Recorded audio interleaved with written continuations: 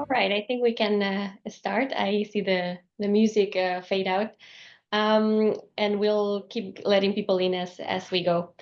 Thank you so much, everyone, for being here. Welcome. It's a pleasure to be here with you today for this event focused on renewables for nature, integrating biodiversity and communities in energy policy.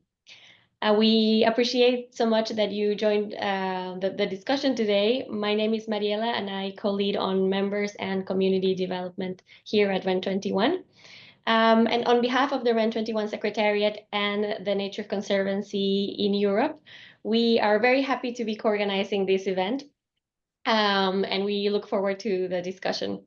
A few tips and rules before we dive into the topic. We ask you to please make sure that your microphones are muted. We'd love to hear from where you're joining. So if you can pop up your names, organizations, country in the chat, that would be great. And also feel very welcome to turn on your cameras, as we'd love to see who's here with us today. And so before we dive into the content, I'd like to say a few words for those who are not familiar with REN21. And I'll just let my colleague Andrea pull up a couple of slides. So REN21 is the global network of over 120 members, organizations from all stakeholder groups. Next slide, please, Andrea. Including governments, industry associations, NGOs, science and academia, and intergovernmental organizations. So we are this network that for 20 years now has been dedicated to collectively driving the renewables-based economies. And across our 20 years, as I said, REN21 has built a community of over 4,000 individuals and organizations committed to the transition to renewables. And we do this by allowing diverse perspectives and sectors and ecosystems to come together and build common ground. So we anchor our work in this big community because we are aware that we need to look at the energy system as with a holistic view. So we put forward this understanding of energy systems that goes beyond looking into the fuels, are really into how energy underpins our economies and societies. We are a convener of dialogue and debate. We are also a source of crowdsourced and trusted transparent intelligence. And we use this intelligence and evidence to inform and influence our actors across the globe and turn them into narratives and messages that can help support or build support for renewables from a societal and political perspective. Next one, please. So how do we achieve our mission is all of our activities are centered around our community and the strategic and coordinated mobilization of this community across three pillars: knowledge, dialogue and debate, and communications. Two, through the diversity of the perspectives that we bring together, lead to a collective advocacy force that in the end enables the environment to build a renewables-based economy and prosperous societies. So I'm very pleased to announce today and officially welcome the Nature Conservancy as the newest member of the REN21 network. And we are very excited to kick off this partnership with the discussion and have their perspective and voices as we work together for renewables. Today, we're going to be discussing energy policy, but we'll do that from the benefits that renewables can bring for people and nature. And this will happen also through the lens of the newly adopted Net Zero Industry Act and its provisions on non-price criteria in renewable energy auctions. I'm very excited for the discussion, so we can dive right in. And I'm going to give the floor to my colleague, Andrea Weiner from the REN21 Secretariat, who leads our sustainability work and who also led the production of the Renewable Energy and Sustainability Report, which she will present next. Over to you, Andrea. Thank you very much. Hello, everyone, and thank you, Mariela, and thank you, everyone, for being here today. I'm Andrea. I'm part of the knowledge and data team at REN21, And before we dive into the conversation about policy design for unlocking renewables benefits for the biodiversity and communities, I would like to start with a little step back and introduce an extensive work we coordinated here at 121 Secretariat, bringing a wide range of stakeholders around the table to find a common understanding of what exactly means the sustainability of renewable energy. First of all, another step back to set where we are standing today and what it is at stake with a couple of numbers from our global status report.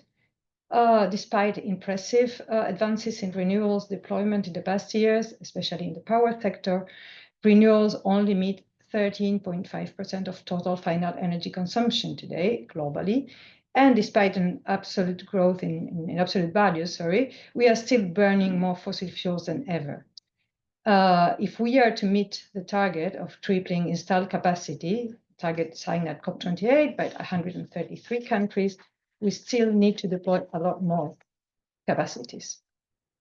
So we see we are in a complete emergency. We see the increasing impacts of climate change every day worldwide. And at the same time, we also see a rising movement of questioning the sustainability of renewables, very often fueled by disinformation. For these reasons, back in 2022, we started working in a project to map all the benefits of renewables, but also the potential negative impacts that the deployment of renewables can have, and to differentiate the facts from the myths, identify best practices for this sustainable development. And this was the starting point of the first Renewable Energy and Sustainability report, with the objective, again, to provide evidence-based narratives about the benefits of renewables, also look into the potential negative impacts and highlight the existing solutions, but especially to build this common understanding of what the sustainability of renewables should be. And for that, such a common understanding can only be built bringing all relevant stakeholders around the table. And here is where 121 as a multi-stakeholder network was ideally positioned, because we built this report literally from the input of everyone. Why our stakeholder groups, making the network, governments, intergovernmental organizations, NGO, industry associations, academia, but also bringing the perspectives not only from the energy space, but also climate, environment, human rights, labor, finance, and so on.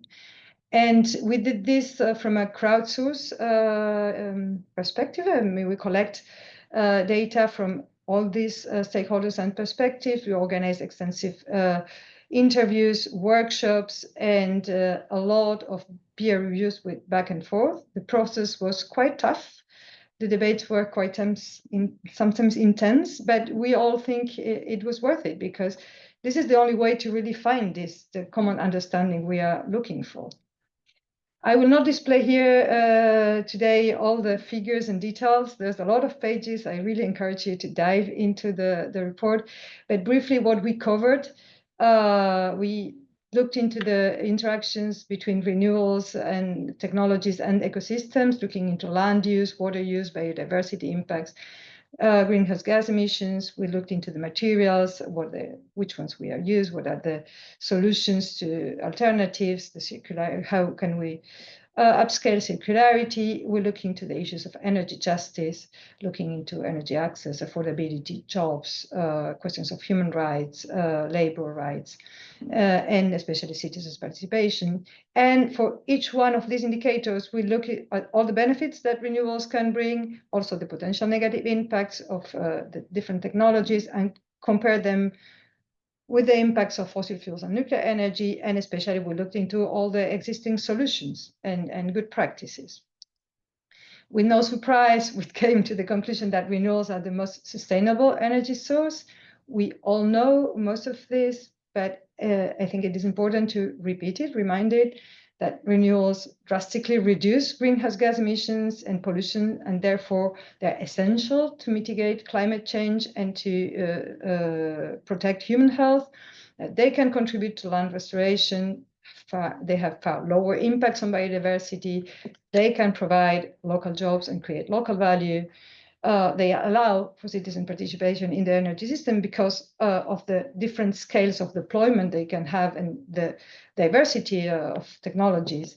They can also be tailored to local specificities.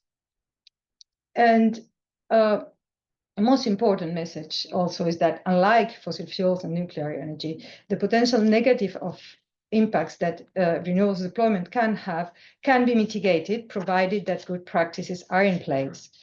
So the common understanding we reach through this work is exactly that. What are these good practices and that allow to unlock all the benefits? Of course, environmental assessments and careful siting is the first place.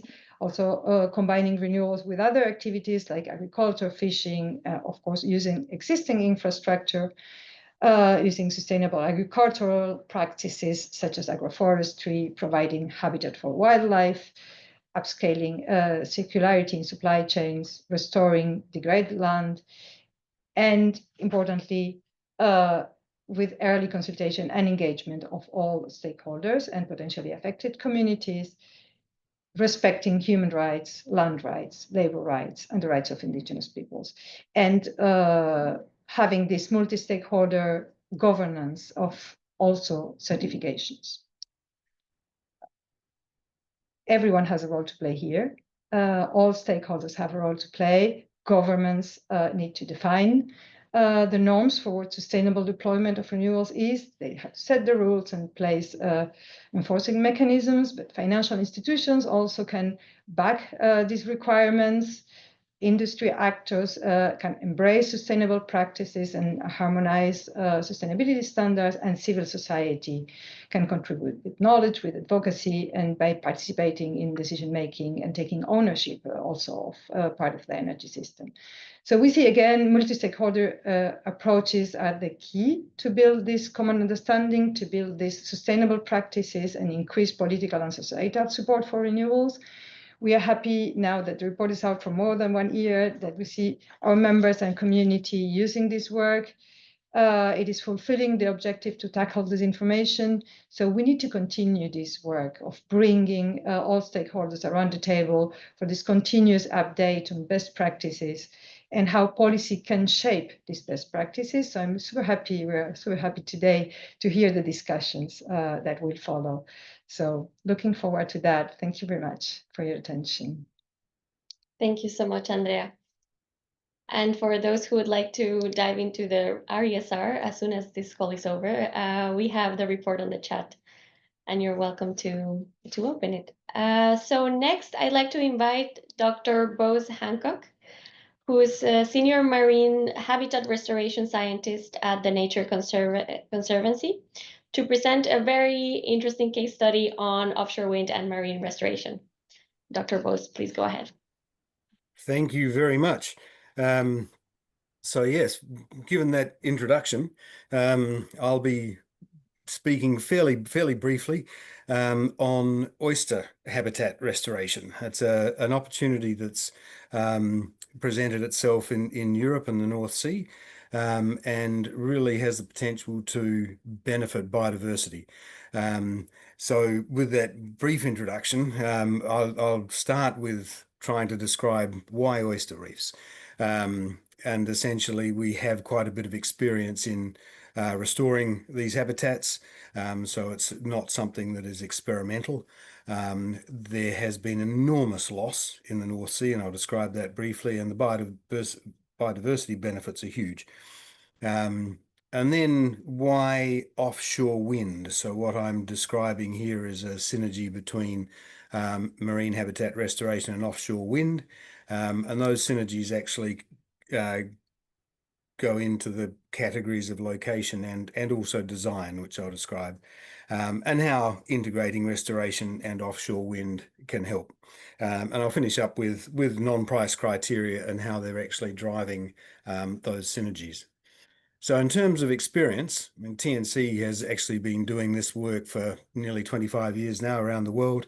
I've personally been involved in over 200 projects around the world, and that's rapidly expanding. But it's not just TNC. There is quite a lot of work being done in Europe. This is one of the project pages from NORA. NORA is the Native Oyster Restoration Alliance in Europe, and we've currently got 42 projects registered with NORA, and that includes projects in the North Sea. So there's a rapidly expanding bench strength of restoration knowledge in Europe, particularly. And we have the benefit of some really fantastic studies that have just been produced last year, describing the loss. Ruth Thurston, Exeter University, led a large group of NORA to collate records that describe where and what area of oyster reef has existed. Now, these are all historical records. There's very little reef left, but they accumulated hundreds, literally, of records. And what I'm showing here is a chart where the area of oyster reef has been described with very high confidence. That's only 23% of the records, but that high confidence area of oyster reef describes 1.75 million hectares of reef lost from Europe. So there's no question that oyster reef has been a major structuring component in the European marine ecosystem. The other study that was published last year was the IUCN Ecosystem Red Listing, which was not difficult to do with that historical ecology information. And not surprisingly, that habitat or that ecotype is collapsed. So we know how to restore these things, these habitats. We've lost an enormous amount in the North Sea. Why should we bother about putting them back? And the obvious answer is ecosystem services.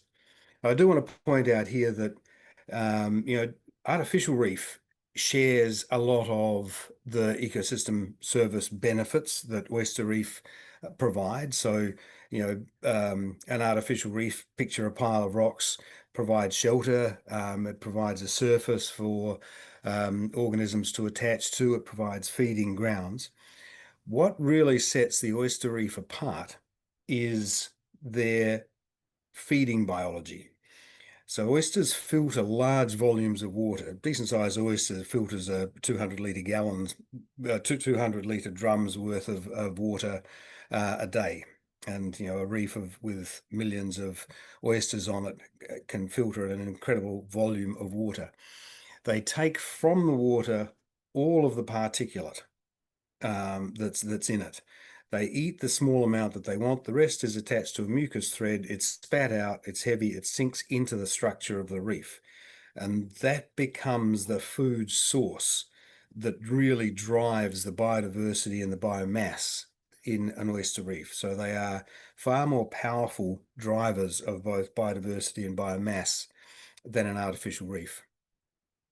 And that filter feeding, you can picture, this is a photo of a restored reef in France, and the number of oysters they're feeding and providing food in a nice packaged form is easy to imagine. We've actually measured fish production as part of that biodiversity. Not in Europe, we haven't been able to do that yet. There isn't enough oyster reef restored.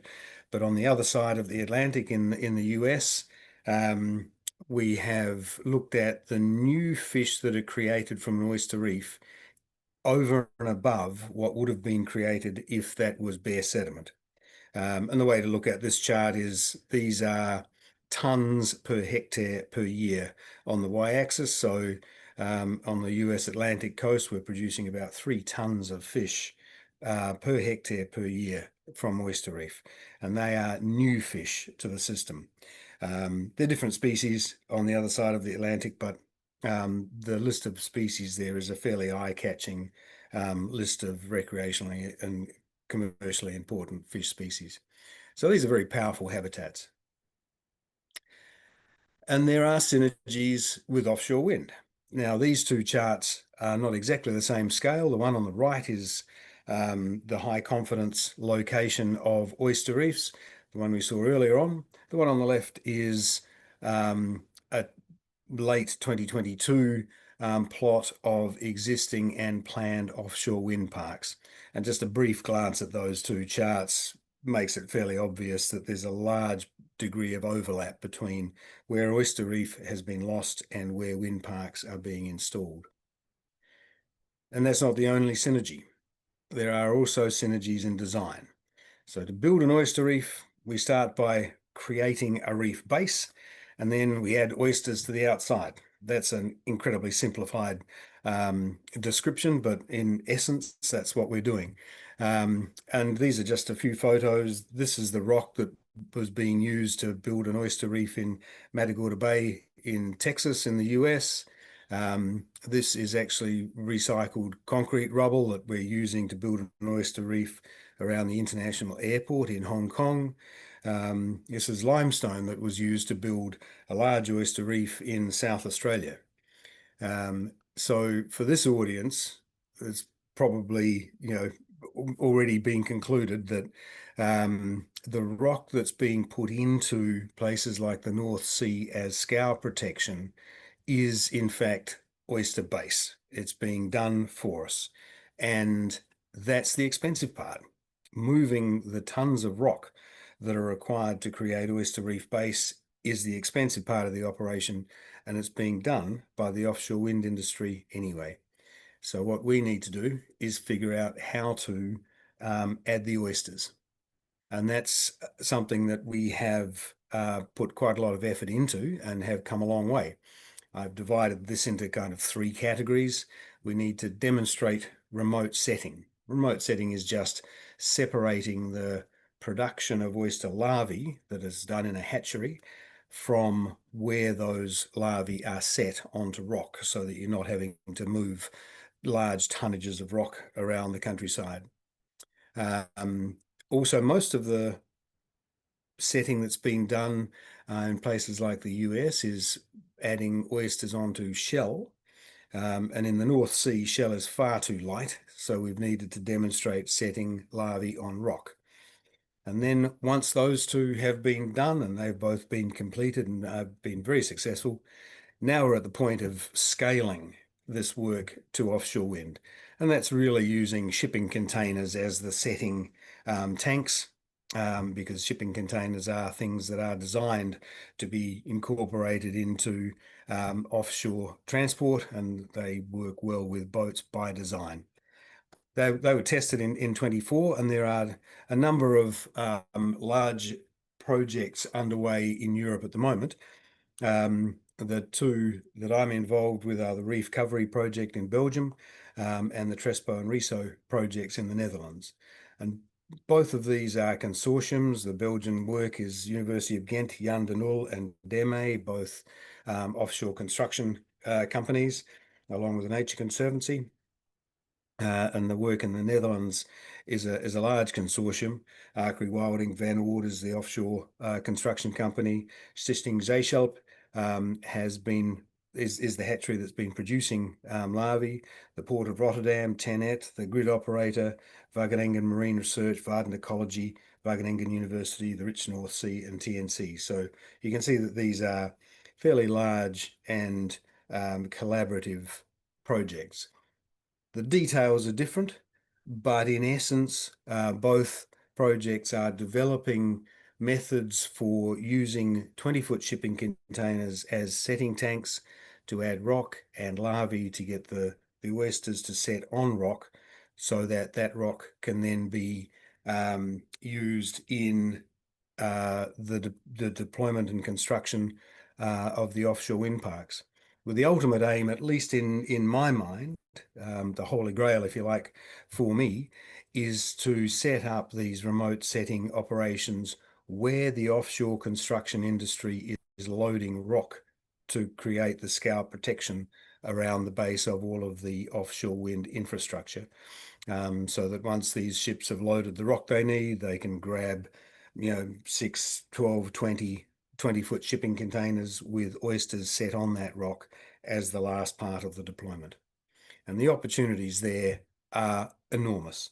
And really, we can't try restoring habitat at the scale of the North Sea unless it's done on a scale that is appropriate for a system that large. But if we can integrate this work into the offshore construction industry, then certainly the Global Biodiversity Framework Target 2 with 30% restoration in the marine environment, Oyster Reef has the capacity to address a lot of that target, or the EU Restoration Law, 20% restoration is very similar to the Global Biodiversity Framework. The UK government has the marine net gain, slightly different structure, but also looking at promoting or developing restoration capacity. And the non-price criteria that Louise Combray will be speaking to next is an incredibly powerful driver for this work. I don't think it would be happening at the rate and scale that it is without those non-price criteria. So, Louise, I will hand over to you. Thanks so much, both. I'll just make the quick transition to say thank you for that inspiring case, and to quickly introduce Louise, who is Renewable Energy Policy Associate at the Nature Conservancy, and will share insights from TNC's policy recommendations on biodiversity planning work. Over to you. Thank you, Mariela. Thank you, Mariela, for the introduction. I hope you can see my screen and hear me. And thank you both for the great presentation on how we can bring marine restoration at offshore wind infrastructure. So now we're going to have a look at the policy tools that we can leverage to really scale up these kinds of projects that benefit climate goals, but also nature and people. And we'll focus on renewable energy auctions and non-price criteria today. So we have just published a paper this morning on the topic, focusing on social and biodiversity criteria. So we're going to share the link with you in the chat, and we really invite you to have a look. So first, why renewable energy auctions? Because they're really one of the main drivers behind the deployment of new wind and solar projects. So for anyone who's not familiar, auctions, these are competitive processes run by governments to allocate either public support through a long-term energy contract or development rights, or sometimes both, to accelerate the build-out of new renewable energy infrastructure. And so they're really a key tool to reach the targets that we have in the EU, the 2030 targets for renewable in the mix. And so traditionally, these auctions, they have been based on price only, meaning that the lowest bid wins the auction. But we're seeing more and more member states actually introducing other factors than a price only. So those factors, we call them non-price criteria. And we are seeing more and more member states using them to really look beyond just costs and assess the benefits of the projects and also the quality of the projects.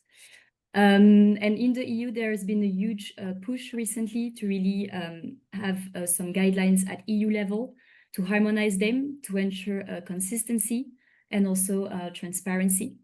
So we now have the Net Zero Industry Act, the NZIA, which mandates member states to use non-price criteria for at least 30% of their auction per year per member states.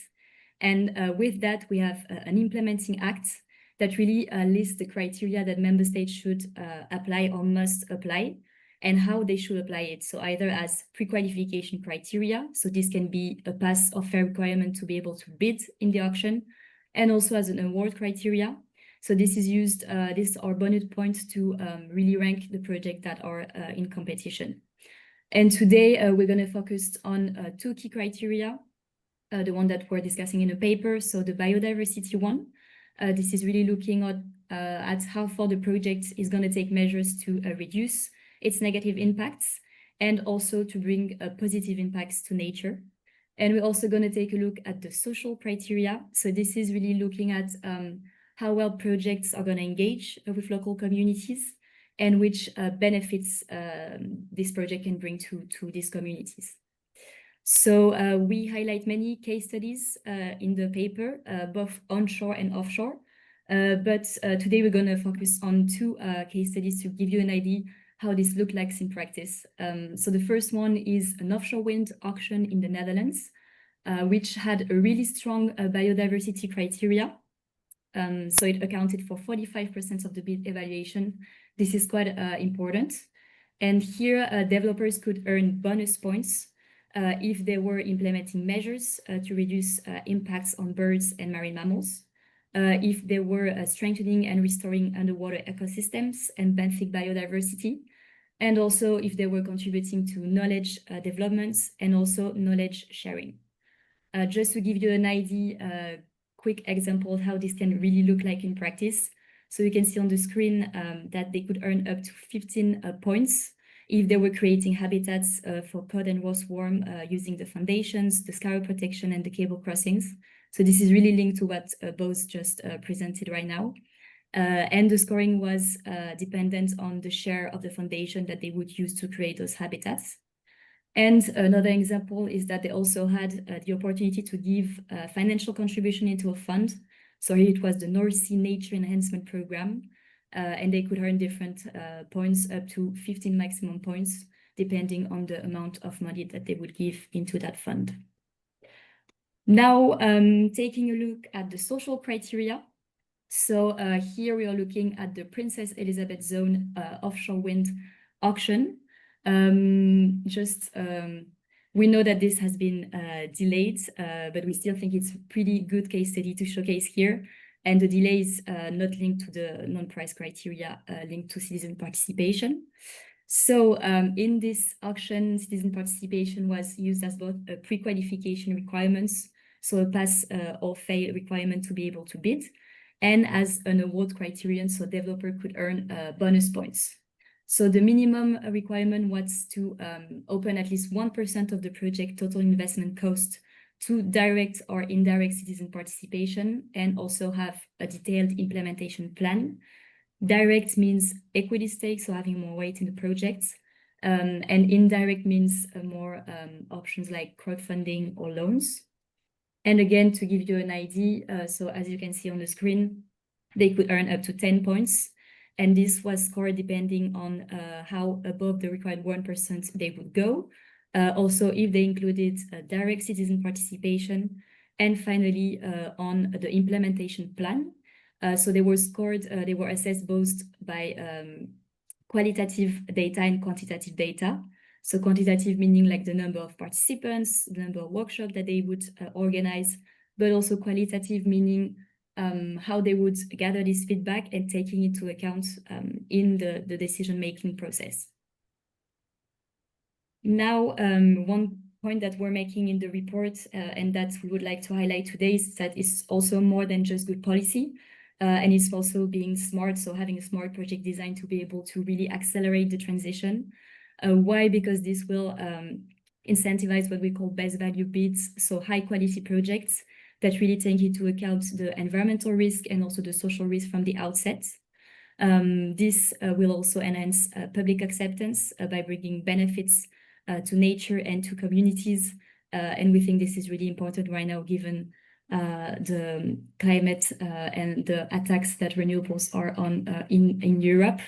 And finally, also because it will boost the competitiveness of developers who go beyond those minimum requirements. So this really fits into the new competitiveness agenda, and usually those developers are European. And last slide, so we are addressing key recommendation for policymakers in the report. So for member states and also EU policymakers. I really invite you to have a look, but I will try to cover them very quickly. So first, really embed biodiversity and social non-price criteria into auction design. Biodiversity is covered by the Net Zero Industry Act, but it is not mandatory. And the social criteria is unfortunately not covered. So we really encourage member states to have a look at what other countries are doing in the EU and to integrate them in their auctions. Then we really need a transparent and scoreable evaluation system. We, again, have good case studies in Europe, so good KPIs that can be adapting the project design or giving money into a fund. But we still think that we could use at the European level some guidance or toolbox for both criteria to have more metrics and standardized methodology. So for the biodiversity criteria, for instance, what really does net positive contribution to biodiversity means in practice and how you measure that. And for social criteria, we really need more guidance on meaningful engagements, and we hope this will be covered by the Citizens Energy Package. And then the last recommendation, we need robust implementation and oversight, binding timelines, public reporting and sharing of data. And last but not least, this is a new process in the EU, and member states are learning as they go. So they should really use each auction round as a learning opportunity, and really refine those criteria as we go with the incoming methodologies that we have, more science, metrics, etc. So that's it for me. And yes, again, we invite you to have a look at the paper. Thank you. Thank you so much, Louise. And I'm sure the speakers for the next panel are excited to build on those recommendations for the discussion.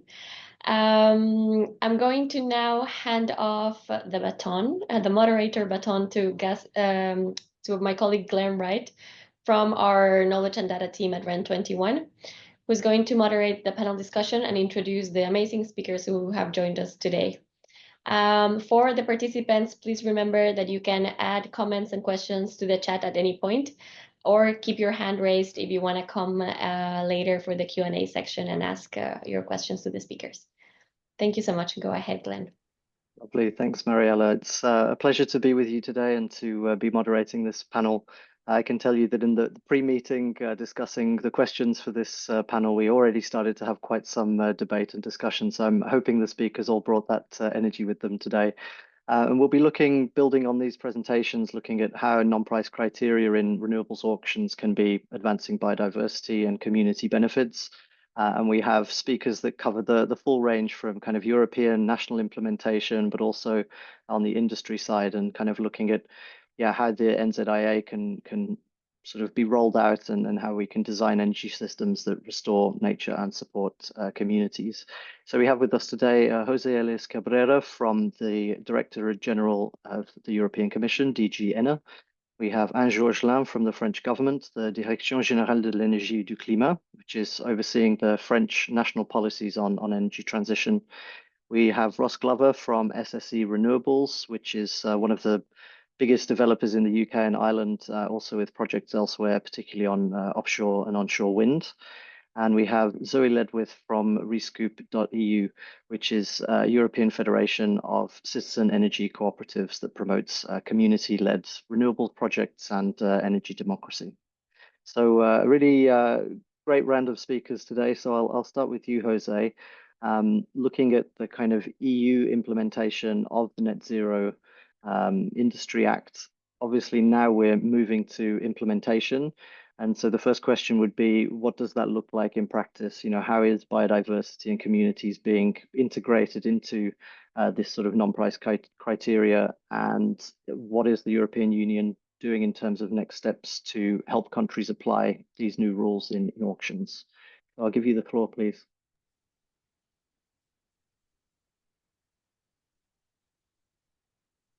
We don't hear you, unfortunately, Jose. Although you're not muted, so I'm not sure. There may be a technical issue. Now, is it better? Yes, perfect. Thank you. So, hello, good afternoon, everyone, and thank you very much for the invitation. Just a small correction. I see in the chat that I appear as the Director General for Energy. I'm just a policy officer in DG ENA. I work in the renewables unit, and I was one of the co-drafters of the Implementing Act on Article 26 on renewable auctions. And I also drafted a recommendation on renewable energy auctions that was published in 2024. There's a guidance there. So as some of you mentioned, as one of the speakers mentioned before, it's true that renewable energy communities and SMEs participation in auctions, that's not covered in the NZIA, but it's covered in the recommendation, and also it's part of the stated rules. And there are, I mean, just a few words on this, just to say that there's some exceptions provided in stated legislation, in stated rules, which basically allow that some of the renewable projects are not subject to competitive bidding so not subject to auctions. in the case of renewable energy communities or SMEs. So we are basically very much looking at volume thresholds, although the most recent stated package actually refers to renewable energy communities, whatever the size, if I remember properly. And then, as you mentioned, this is not covered by NCIA. In NCIA, we are basically covering a number of non-criteria. So environment, which includes biodiversity, is one of the 1 out of 3 non-criteria that member states need to choose when applying auctions. And the rules in the case of auctions apply to 30% of the volumes auctioned every year by a member state, and that can be auctions which require state aid or which do not require state aid. For instance, in the case that was presented previously by sorry, I forgot the name, by Dr. The one about the oyster, sorry, I forgot the name. So that was the Netherlands deemed it was not was not awarding state aid, and therefore they were able to attribute more points. Sorry, the previous colleague on the from the package, Louise. So that was Emma de Fer Alpha. That was, they were able to award more points than what stated rules allowed. They were stated rules allowed to do 70 price, 30 non-price area, while in the Netherlands they were able to award 45%, and in the previous auction they were able to award 50%. So how is this going? All these introductions say, how is this going to go? So as of the 30th of December 2025, member states are subject to the rules under NCIA. So next year, member states should use non-price area for at least 30% of the volumes. They have to use the non-price area which is described in NCIA. Many member states are already using non-price area for all the auctions. That's probably the case for the Netherlands, for everything which relates to offshore, but I believe also France, at least for many offshore, for solar, for onshore wind, they're using non-price area. And often we are seeing a lot of member states choosing either environment, mostly environment, I would say, environmental criteria. Some other member states are using energy system integration, but a lot of it is environment. Note that NCIA doesn't have an exhaustive list of what's included in relation to environmental criteria. So there's about an open-ended list of about 15 environmental criteria, one of it being biodiversity, which, as the previous speakers mentioned, is actually very attractive because it actually helps us solve the issue of, not in my backyard. So this redirection towards renewables say, well, but you know what? This is going to recover the ecology of the North Sea, like the Dutch did in the Alpha, in the Immerfer Alpha auction, and also in Holland Kust West 6. Not only were they super good at restoring, or will be super good at restoring the ecology, but also, for instance, if you think about Holland Kust West, they 6, they were also providing points for innovation, for innovative solutions related to ecology, and that resulted in. So the winner put related to bird conservation and to bat conservation, to harbor purpose, to fish and benthic habitats. So all that kind of stuff, which led to massive innovation and lots of the startups being and experts being kind of signing agreements with big developers, to bring this additional value added to this offshore wind projects. And actually that was a beautiful thing, because you could get two things at once. You get the energy, the renewable energy we need, plus restoring the ecology. And that was a big thing. So how is this going to go? So as I said, 30 December 2025, member states need to start applying it. Some member states are already doing it. And I believe Anne will get into that.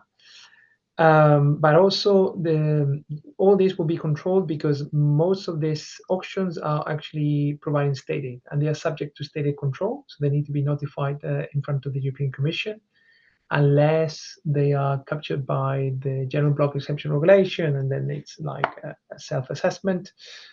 But in principle, all this is covered and will be controlled by DG Comp and also DG Ener, DG Grow, and all the services that were involved.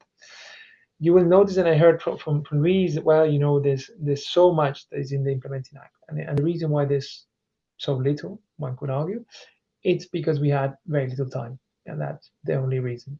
We had to go, as you can see in NCIA. We talk about if you use environmental criteria, it needs to go beyond the existing legislation. And we had to play it safe. We had to make sure that what we're saying was accurate, was something that could be ready quickly. And what we are saying is it needs to provide a net positive contribution to biodiversity. And that's why it was also important, because also, as you know, all this legislation is evolving. Hopefully it's evolving forward in the way we want to see it. And opening this Pandora box again is not easy. So we rather have a text which is given the right framework of the kind of laws we want to use and what we want to see as an objective, and that from there building on. And I think I will stop my already extensive remarks, and I'm more than happy to answer any question. Thanks, Jose. And I think where you end is a good place to pick up with you, Anne, because France has already been quite ahead in using non-price criteria, especially for offshore wind and having strong biodiversity focus. So I think France is a good case study of how are we going to roll out the Net Zero Industry Act provisions, and to hear a little bit about what you've learned so far and what other policy tools you're using or considering to go alongside the non-price criteria. Sure. Hello, everyone. Can you hear me well? Yes. Yes. And if you can also see my screen, then it's perfect. Yep. Well, so just one slide, and to help me describe to you what we've done in France regarding the non-price criteria in our recent offshore wind tenders. So it's quite a summary of what we've done since 2016 right now. So applied on 6 tenders. So of course, there's been a continuous improvement from what we've done from the beginning, from what we're doing now, but it's just a global summary to present what are the existing measures for non-price criteria, the ones that are no more existing, that we tried and that we decided not to implement anymore, and the ones that are in discussion. So there are 2 types of criteria that we can apply, as you know. The award criteria, so giving point to the candidate, and the prescription, the prerequisite, saying that the candidates have to meet this requirement, otherwise their offer will be disqualified. So if we start with the left column, so the award criterion, we've been designing different measures. The first one are focusing on environmental measures. We had on our tenders some criteria based on the amount invested in mitigation measures. So this is a very quantitative criteria. It's just based on the number, the amount in millions euro dedicated by the candidate to mitigation measures of the project. And it's so just an amount that will be rated, and it's kind of independent of the legal obligation of the candidates to, in any case, meet its requirement on the whole environmental sequence to mitigate all the environmental impact. But there is a minimum amount that will be scored. Second, very quantitative and environmental-based criteria is the amount invested by the candidate in a biodiversity fund. So this is not for mitigation measures, but it is for biodiversity study, especially all the biodiversity, so species and so that could be affected by the offshore wind project directly or indirectly. Then we have more sustainable criteria, which are blade and component recycling rates and permanent magnet recycling rates. And we had here quite an iterative process. In our first tenders, we only had some points for this recycling rate. And then as we've seen that the candidates were meeting this requirement quite well, we set up those things not in award criteria, but in prescription, saying that, for instance, 80% blade recycling was a prescription. And then if the candidate wanted to go further, between something like 80% and 100%, then they could have points on this further development. And then we have more social criteria as well. Two are for SMEs integration in the project. So one criteria for the share of study and installation services that will be carried out by SMEs. And the second one is not on study and installation, but is focusing on the maintenance and operating service phase. And then one last point, we give 1 point to the candidate who proposed some crowdfunding, so direct or indirect investment in the project, either by citizen or by local communities. On the prescription side, we have one carbon footprint evaluation for the installation, so with a maximal threshold, and the candidates have to be under this threshold to have a complete offer. And we also have one carbon footprint dedicated on the maintenance phase. And then, as I said, blade and component recycling is also now a prescription and not only a criteria. On the first tender that we had, something between 2019 and 2022, we had one criteria specific for the number of wind turbines, saying that we could give point to the candidates who were minimizing the number of wind turbines because it has been it has been discussed with population, with the NGOs and environmental association that minimizing the number of wind turbines could minimize the effect on the environment.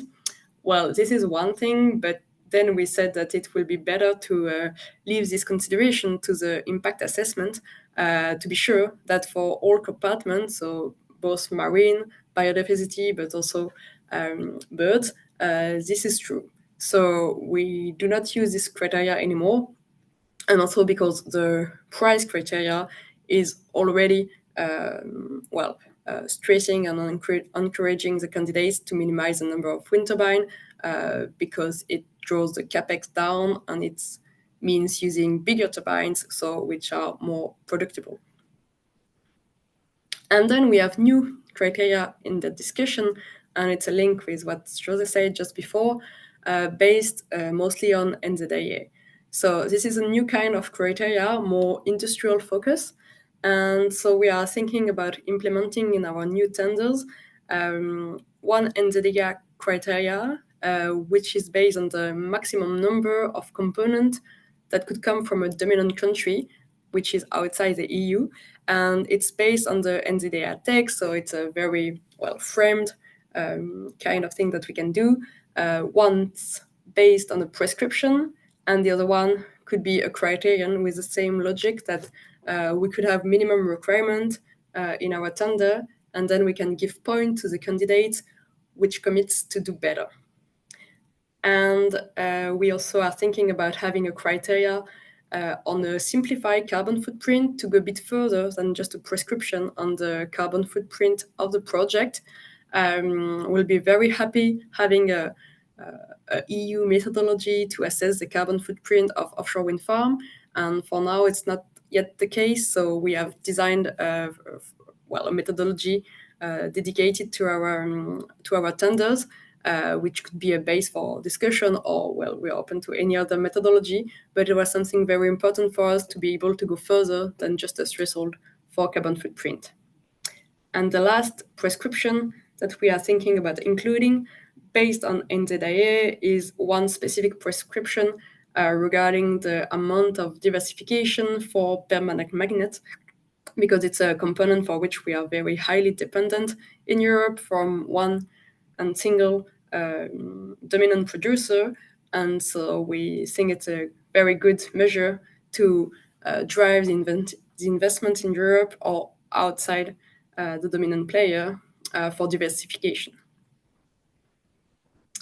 And that's it for the French panorama. I hope it's clear, and I'm open for any question. Thank you, Anne. Yes, very clear. And indeed, if people have questions, please, we should have a bit of time for that, but also feel free to put them in the chat. One thing that strikes me when I see this one slide summarizing all of these criteria, it looks a lot less technical than it sounds when we're actually delving into it. So we come to our next panelist, Ross. You're very much on the other side of these policies, and you're the one that presumably has to decide how many magnets you can say that you'll be able to recycle. So we're, amongst other things, really interested to hear what this looks like from your perspective, how the shifting policy landscape either helps or hinders, and what it looks like in practice to be responding to bids with all of this additional criteria in play. Yeah, thanks, Glenn. Yeah, I mean, it's obviously, I'm coming at this from the industry's perspective. I think, yeah, lucky to come from a company that has a lot of subject matter experts. So magnets, circularity, blade recycling is certainly something that we're considering and seriously considering and talking a lot about. My background obviously is quite heavily in nature, but you know, SSE Renewables as a company, the first thing I really want to say is for quite a while now, we have been a real champion of non-price criteria in auctions. We understand the benefits. And I think for us as a company, it's because we genuinely are committed to improving the environment, restoring nature. We also invest a lot in communities and community funds. I mean, just to throw out a couple of facts and figures, over the last 25 years, we've invested over £100 million, which is about 116 million euros in community funds associated with our renewable projects. And that is because we understand that our projects are going to be built in areas where people live, and we know that they need to have a better quality of life. They need to see tangible benefits from these projects going ahead, beyond just the simple, you know, race to net zero and trying to get away from, you know, carbon heavy technologies. But we do focus a lot on things like just transition, where we're trying to take a lot of the workforce from these, you know, carbon intensive operations and technologies and move them into renewables. So, you know, we like to call ourselves a responsible developer and operator of renewables. And I think it's very true. You know, one of the big things that we're championing at the moment is biodiversity net gain, and we have quite an ambitious plan. So from this year onwards, all of our newly consented onshore sites in the UK and Ireland, which is where we're mainly based, there was talk earlier that we are obviously expanding into other countries in the EU as well, which is, you know, I'll come back to the non-price criteria and how we see that playing out. But we are looking that all of these sites that get consented from now onwards will deliver significant biodiversity net gain. And that is above and beyond what would be required through legislation or planning conditions. So we do want to see that happen. And we recognise, as I'm sure everybody on this call does, that climate change and the biodiversity crisis are intrinsically linked, and you can't fight one without fighting the other. So we are trying to champion that as much as we can.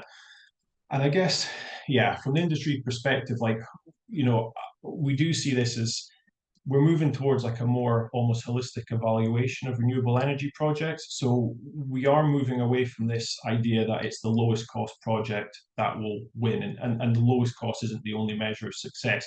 And we genuinely do feel that embedding things like biodiversity, community benefits, sustainability, and really, which is something we've been doing for a while, is advocating for these to be recognised in policy, means that we can move towards a more responsible and inclusive energy transition. So we are, you know, very much behind it. Caveat that with saying the criteria obviously do need to be appropriate. We really think that the main focus should be on track record and deliverability of these projects and of these commitments as well. So it's one thing to say that you will deliver something, it's another thing to do it. And we, you know that firsthand from having done this for a number of years. So what I guess we would like to see in terms of the non-price criteria, particularly the scoring and the evaluation, is that the commitments are going to deliver measurable and meaningful improvements. They'll be assessed by an independent panel of experts, And that's probably particularly true for more complex criteria like innovation.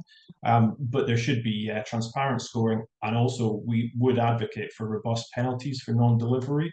So if people have committed to something and haven't delivered, we think that should be picked up on, and that is really coming from an industry that has operated for many years in the renewable energy sector, can deliver, will deliver, but appreciates that as much as non-price criteria should really level the playing field, it's quite early on in the process, and we just want to make sure that things are right and that everybody benefits, whether that's communities, whether it's nature.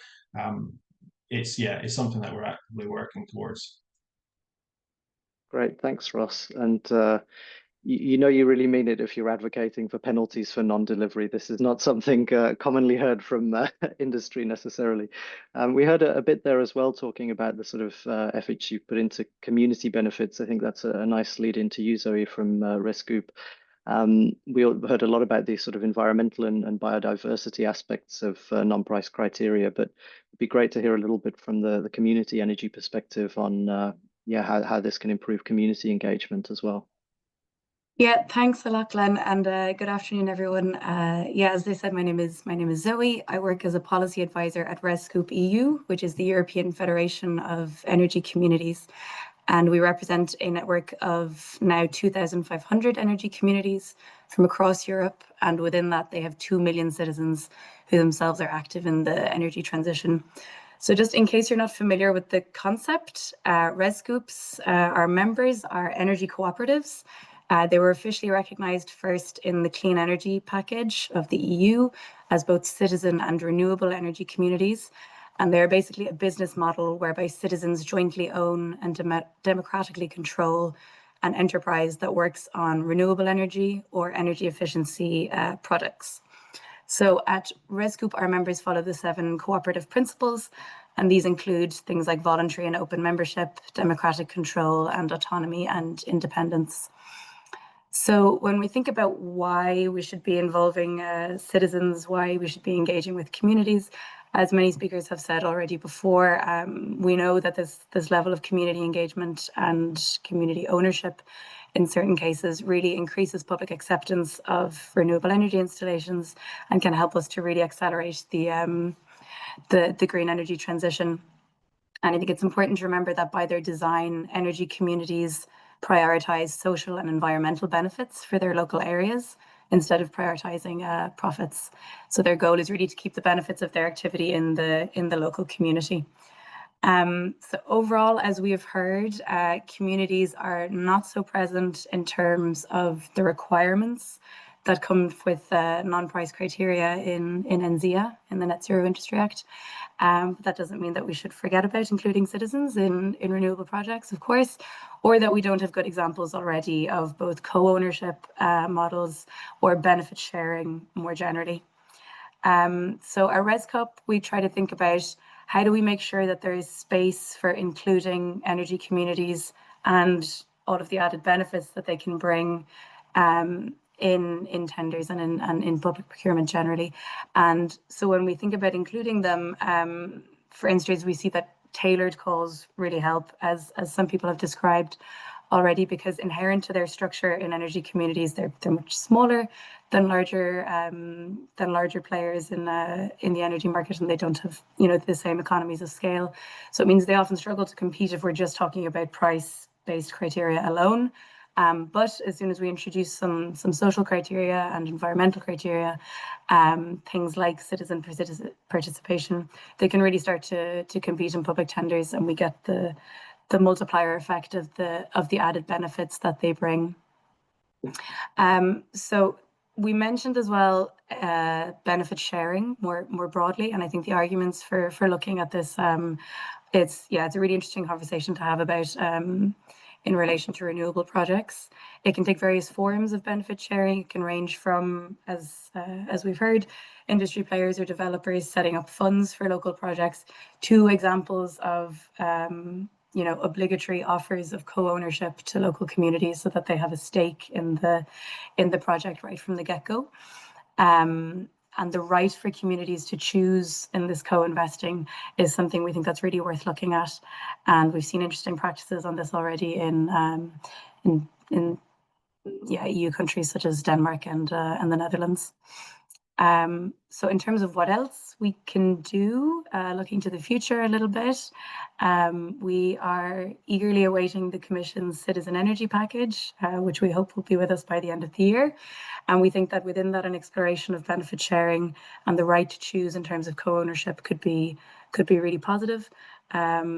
Also, something that energy communities really need is funding, and we think that the next MFF really needs to consider this as well.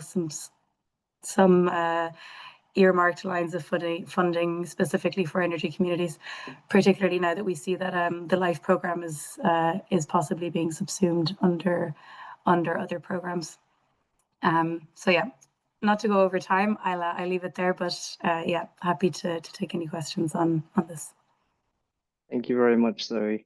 Yeah, I'm also conscious of time, but I think there's a couple of interesting points to pick up on. Maybe, Jose, as the Citizens Energy Package was mentioned, I wonder if you could briefly tell us if that can fill some of the gaps maybe in the non-price criteria in the Net Zero Industry Act, and maybe whether there's more money available for Zoe. So, yeah, as far as I'm aware, I mean, at least at this point in time, on the Citizen Energy Package, there's nothing on non-price criteria that I'm aware of. You might know that we're also working in some sort of initiative on renewable energy communities. That's on the pipeline also. In terms of money, I don't know. I'm not dealing with money. I cannot tell you much.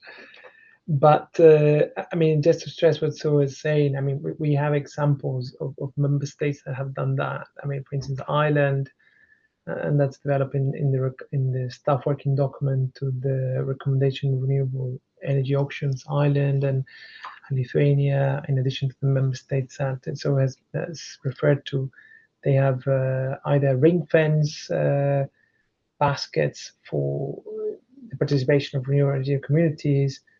But most often, it's very hard for those small actors to participate in these type of auctions. Although I understand that, for instance, in countries like Austria and other small member states, you have very small individuals participating, in particular in solar auctions. So it very much depends on the country, and it very much depends on the will of the member state. So the member state is the one deciding, okay, we're going to have an auction specifically for repowering. I mean, there's a different topic, or we're going to have a different basket for renewable energy communities, or we're going to tackle the renewable energy communities just by providing aid in a different way, which doesn't need to be auctioned, as the previous speakers, as Andrea and Reid, as Louise mentioned, the auction is actually the best way to get cost-effective support. No, so you will minimize the support needed for the product you want to get, which is renewable energy. But obviously, that comes at a big cost when the actor which is bidding, it's a small actor, like could be a renewable energy community. And then perhaps to add on and to react on some of the points that was mentioned, like by Ross, indeed, penalties or bonds, either bid bonds or performance bonds, are essential in auctions. And I mean, this is something which is done by member states already, but we have in the Implementing Act, we have tried to ensure So since we now promoting non-price criteria, what cannot happen is that you have strategic bidding by some actors, which simply say, yeah, I will deliver this, and then they don't. So there needs to be a sufficiently strong fine, whether it's in the way of a penalty or a bond which can be executed, so that it's more costly to lie than to deliver on your promise. And that's very important. And penalties can go as far as member states decide, but the trade-off is always, if you set a very high penalty, you will limit the level of competition. So you need to find the right balance between, you need to have enough competition to drive prices and costs sufficiently low so that the cost of society is what it needs to be and not more, and ultimately deter strategic biddings or non-credible bidders. Thanks, Jose. And maybe Anne, I'll come back to you again, because as we've heard, at least in the EU, it's down to member states, and France has been leading in this area. You talked a bit about some of the criteria that you've got rid of or will advance. So I'm curious, what has been sort of succeeding in your policies to sort of make renewables work for people and nature, and what sort of challenges have you come up against in implementing these types of auctions? Well, few comments. The first one is that having those non-price criteria is very important for public acceptance. We conduct a lot of public reunion here at the General Direction, meeting people living nearby to the zone where offshore wind will be developed. And every time it's something that they ask for, to have social, environmental, even local content criteria. So they are something that we can't do. They are something that we think is not relevant, but also for just acceptability, it's very important to have those criteria. This is one thing. On the other hand, in the offers that we had, we also noticed that those non-price criteria are not always discriminant, because all the candidates, and maybe it's a good thing, meet almost at 100% those non-price criteria. So they commit to everything based on environmental or social criteria. So we could say that, well, it's not always the best on this, well, it's not discriminant. So maybe it's a problem, but on the other hand, it means that all the offers that we have a very high quality on those non-price criteria. And this is why we sometimes decided to change those non-price criteria to prescription, to kind of have more points on something more discriminatory between candidates. But as I said, that it's very important for the public to see that we have non-price criteria. Sometimes they do not understand, or we have to explain that it's not because something is not a criteria, that it's not a prescription, and that it's not happening at the end. So it's a balance between what we want to show in our tender, what we want to have, and how we want to balance the point as well. So that's one point. And so far, we've always been in the, except for the number of wind turbine, we, I think, only have improved the non-price criteria that we have, meaning adding some new criteria or changing criteria to prescription and adding new criteria at the end. So, and another thing that Jose said that was interesting, we also have some penalty system, so to make sure that if a criteria is not met, that it's not met at the end, then we have some sanction and penalties for the producer. And the idea is not for the state to earn money with those penalties, just to design the penalties correctly, so that at the end the producer just meets its requirement.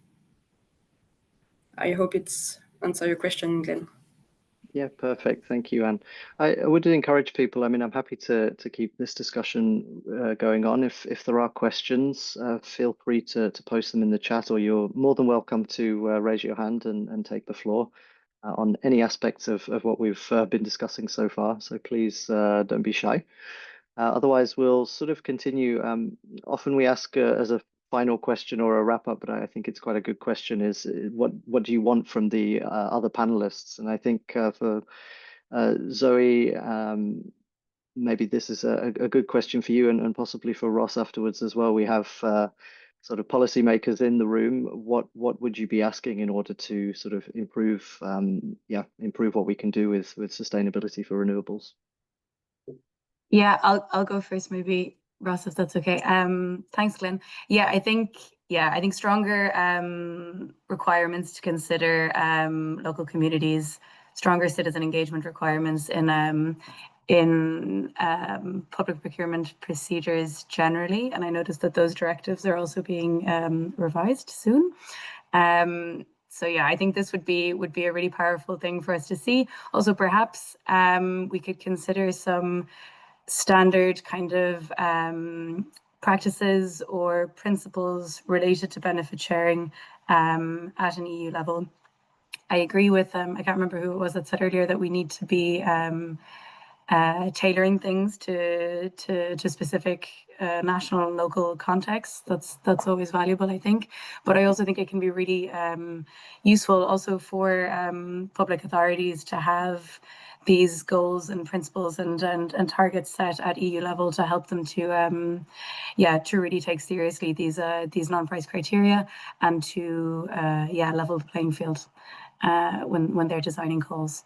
And another thing I would ask, I think, of participants and the speakers is to keep sharing, I suppose, good stories of these kind of engagements with citizens and these considerations of non-price criteria, both social and environmental. I think just because we set a floor for something doesn't mean that people don't go above that. And I think, sharing good practices and good stories of this and how they can work and the multiplier effects of the added benefits that they bring can be the best thing for inspiring other member states and other local authorities around Europe. Thank you, Zoe. And Ross, please. Yes, I'm going to give quite a simple answer to that question, but I think it's quite a big one, and it's not just to the other panels; it's probably to everybody on the call as well. But I think we know that the build out of renewables can help fight climate change, decarbonisation, but it really can, and it's been demonstrated that it can provide benefits to nature, to communities. But we're in a bit of a process at the moment where we are facing consenting delays and challenges, and we are getting to a point where, with supply chain issues as well, that costs can become prohibitive and prevent build out of renewable energy. And we end up there in what I would call a lose-lose situation.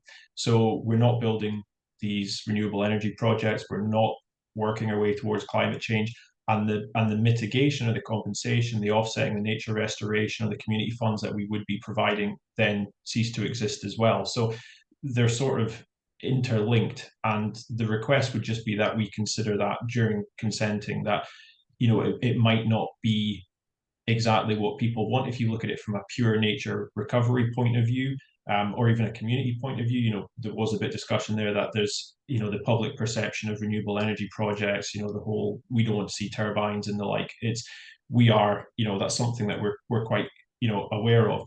But I think if we are able to streamline some of this, we can get to a point where everybody is winning, and that's not from the point of view of the industry of it's we're building out. We are working towards, we have quite an honest position of we're trying to fight climate change, right? And we want to restore nature at the same speed as well. But if we can't build out, if we get delays, projects stop, then all these nice additional extras don't materialize. So it's something that we see as a bit of a risk. And obviously a lot of the work that we can do in terms of restoration, when we're talking about, just to use an example, some of the onshore wind developments that we have in Scotland, we're restoring huge areas of degraded peatland as well. These could contribute towards national targets because all countries in the EU have them, the UK has them as well. But the way it works at the moment is it doesn't actually contribute towards these national targets. So we're doing a lot and maybe not seeing the recognition or the inclusion of these areas, which are going from degraded to quite good habitats. It's just something for everybody to sort of think about. Yeah, thank you, Russ. And indeed, the question of permitting and the sort of legislation around projects is something that tends to come up a lot. And I mean, I think what we're hearing is that the sort of non-price criteria, I mean, they're not the nice optional extras. They're fundamental to getting the benefits out of renewables and switching away from fossil fuels. So I think a good call to repeat. There's a question in the chat. I mean, we've mentioned wind quite a bit. There's a question in the chat about more specifically, are there any adoptions of these criteria for solar projects in particular? And in addition, are there any regional hotspots where we're seeing the same sort of advancements. I wonder if Jose and Anne, if in sort of doing your work, you've come across regions or sort of had comparisons to some regions where solar or these auctions are going ahead. Well, France has examples of non-price criteria in solar that I'm aware of. I use carbon content for some of your solar auctions. It is fair to say that most of the non-price criteria we have seen, apart from the example of France, have taken place for offshore wind. But obviously, more and more we'll see them applying elsewhere. I mean, well, perhaps Anne, you can say a bit more.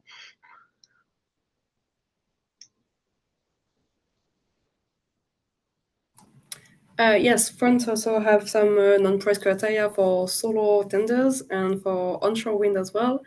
And well, for offshore wind, I've already explained it. For solar PV, it's well, it's more on carbon footprint with a first methodology. And they also had at some point, because we also had continuous improvement, some point on crowdfunding, for instance. But I'm not an expert for solar tenders that we have here at the ministry, but that the two principal criteria.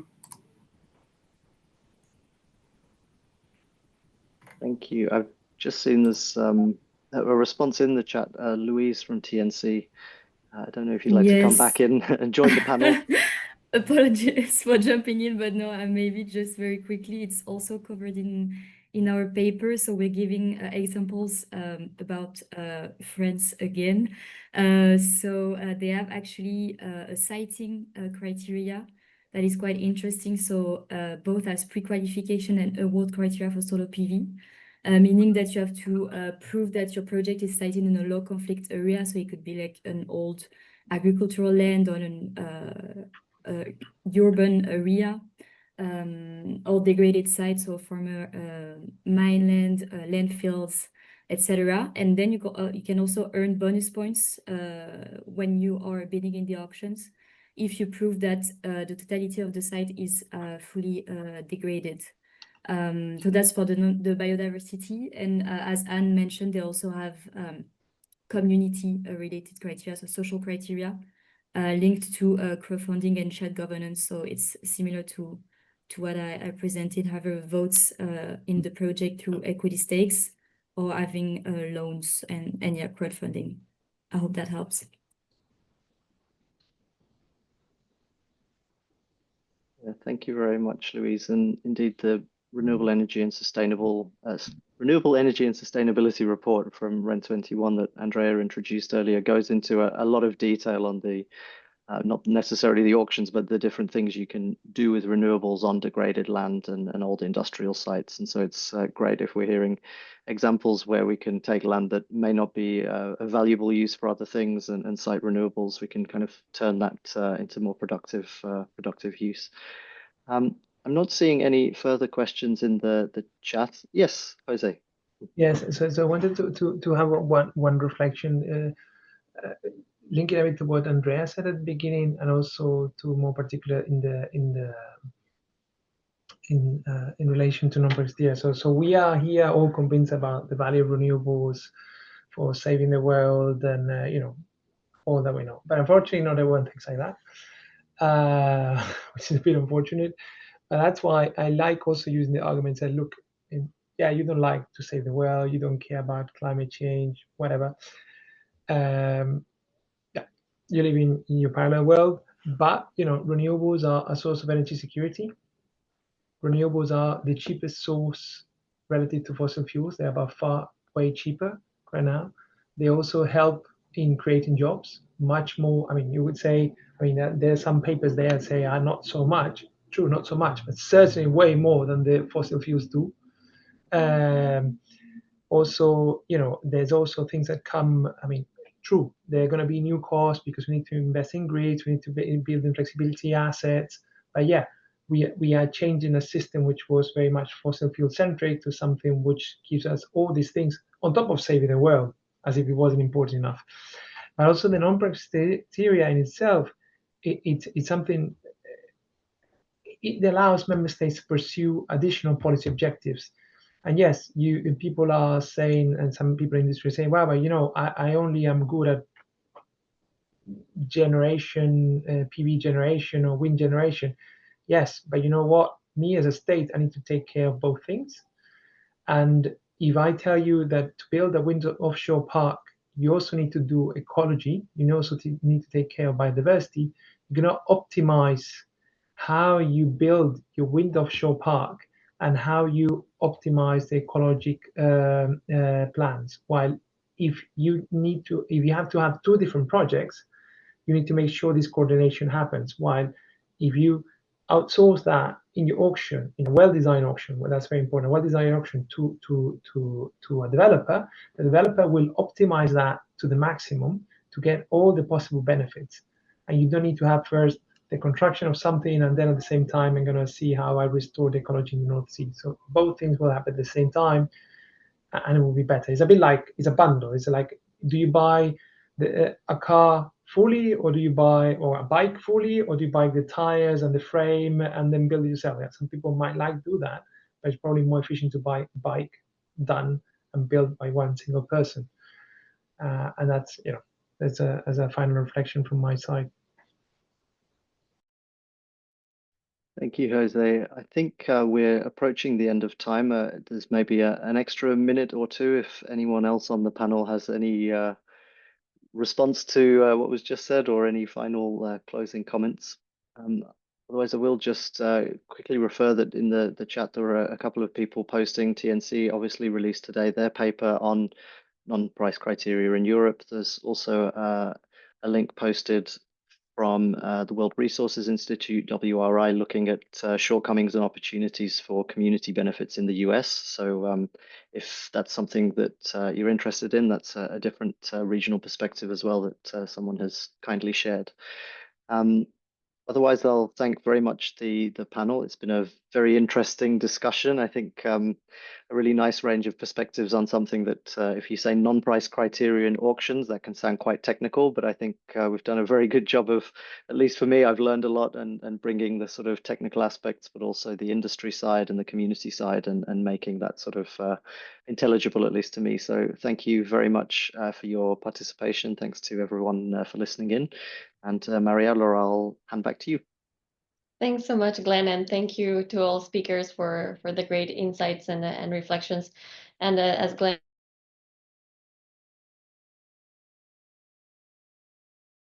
the technicality is it's kind of hard to wrap your head around. But I think in reality, if we go to the essence of it, it's really about how to unlock the benefits of renewables for people and nature. We need policies, but especially we need societal support. And I think this collaboration across actors and having the perspectives from the policy side, but also industry, citizens, and even the ability to, as Jose was reflecting, to fight disinformation or misinformation with facts and from the entry point of each person and citizens and what's important for them. It's really important to take away with us in this discussion. So we really appreciate everyone for participating, for your questions, and for listening in. We hope this is just the first of many conversations around the sustainability of renewables and how we can make sure that the benefits that renewables can provide for people and planet keep unlocking, because the transition to renewables is not only a possibility, but it's already happening. So with that, I'll close and thank everyone for being here. See you next time. And have a good rest of your days, nights, mornings. Bye. Thank you. Thank you. Thank Thanks a you. lot. Bye-bye.